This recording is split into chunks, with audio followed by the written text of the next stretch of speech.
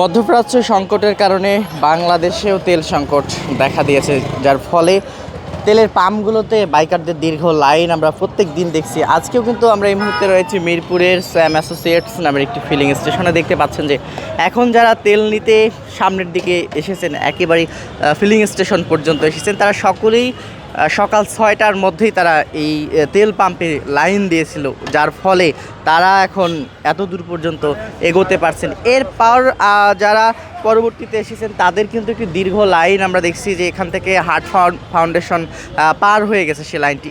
একটু আমরা দু একজনের সঙ্গে যদি কথা বলি। আপনি কখন এসেছেন? আসসালামু আলাইকুম রহমতুল্লাহ, আপনাদের স্বাগতম। অক্লান্ত পরিশ্রমের পর আপনারা আসছেন।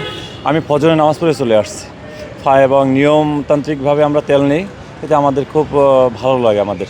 এবং এখানে পুলিশ ভাইরা যারা আছে তারা খুব ভালো করে টেক কেয়ার করতেছে, যার কারণে আমাদের এখানে কোনো সমস্যার আশঙ্কা দেখা দেয়নি। এবং আপনারা আছেন, আপনাদেরকে অনেকে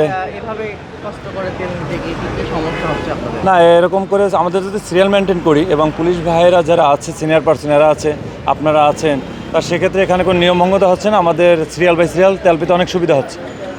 দর্শক, দেখাচ্ছিলাম পরিস্থিতি, দেখাচ্ছিলাম এখানে যারা এখন এই লাইনটিতে ঢুকতে পেরেছেন তারা সকলেই সকাল 6টার আগেই কিন্তু এখানে এসে উপস্থিত হয়েছেন, যার ফলে এখন পর্যন্ত তাদের 5 থেকে 6 ঘন্টার মতো সময় অতিবাহিত হয়েছে। এবং যারা শেষের দিকে রয়েছেন তাদের তেল নিতে একেবারে বিকেল হতে পারে, এমনটি কিন্তু আমরা দেখেছি। বিগত সময়গুলোতেও আমরা দেখেছি, প্রত্যেক দিনই কিন্তু আমরা আপনাদেরকে দেখাচ্ছিলাম রাজধানীর বিভিন্ন ফিলিং স্টেশনগুলো থেকে কেমন সংকট তৈরি হয়েছে তেল নিতে এসে। তবে এই যে দীর্ঘ লাইন ধরেও তারা যে কাঙ্ক্ষিত তেল পাবেন এটি কিন্তু না, চাহিদা মাফিক তেল দেয়া হচ্ছে না, 300 টাকা করে তেল দেয়া হচ্ছে, এমনটি কিন্তু আমরা দেখেছি। সব মিলিয়ে এই যে সংকট তৈরি হয়েছে সরকারের পক্ষ থেকে, যদিও বলা হচ্ছে যে তেলের সংকট নেই, তবে তেলের পাম্পগুলোতে এসে আমরা যেটি দেখছি যে এখন পর্যন্ত সেই সংকট,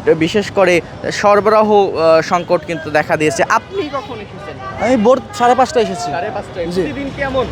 প্রতিদিন অনেক চাপ থাকে, ঠিক আছে। একবার 300 টাকার লিমিট নিলে তারপর আর নেওয়ার মতো কোনো ব্যবস্থা থাকে না। আমরা খেটে খাওয়া মানুষ, আমরা মনে করেন যে একবার তেল নিতে আসলে পরের বার আর কোনো সুযোগ মিলে না। দর্শক, দেখাচ্ছিলাম যাদের সঙ্গে কথা বলছিলাম তারা সকলেই সকাল 6টার আগেই এখানে এসেছেন। আপনি কখন এসেছেন ভাই? আমি ঠিক 6টার দিকে আসছি, মানে 6টার দিকে মানুষ ঘুমানোর কথা, 6টার দিকে পাম্পের সিরিয়াল ধরে বসে আছি। এখন প্রতিদিন 300 টাকার দেয়, আজকে শুনতেছি 500 টাকার দিবে। তো এই সংকটের জন্য আমরা খুব বিপদগ্রস্ত, যারা আমরা ঢাকা শহরে বসবাস করি। হ্যাঁ, প্রতিদিনই এইভাবে লাইন ধরতে হচ্ছে। আমাদের দাবি আমরা আগে যেরকমভাবে তেল পাইতাম সেভাবে যাতে আমরা তেল পাই। তেলের সংকট দেখানো হচ্ছে না বাংলাদেশে, কিন্তু আমরা তেল পাচ্ছি না। সংকট একটা আছে মনে হচ্ছে। সংকট তো অবশ্যই আছে, বাংলাদেশের সংকট বেশি। আর ব্ল্যাকের তেলগুলো অনেক বেশি যায়। ব্ল্যাকে 250 টাকা, 300 টাকা, 350 টাকা পর্যন্ত তেল বিক্রি হচ্ছে। মানে সবসময় পাওয়া যাচ্ছে খোলা মার্কেটে। হ্যাঁ, মানে খোলা মার্কেটে আপনি সবসময় পাবেন, দামটা অনেক বেশি। আর এইখানে আসলে সিরিয়াল ধরে তেল নিতে হচ্ছে, এইটাই।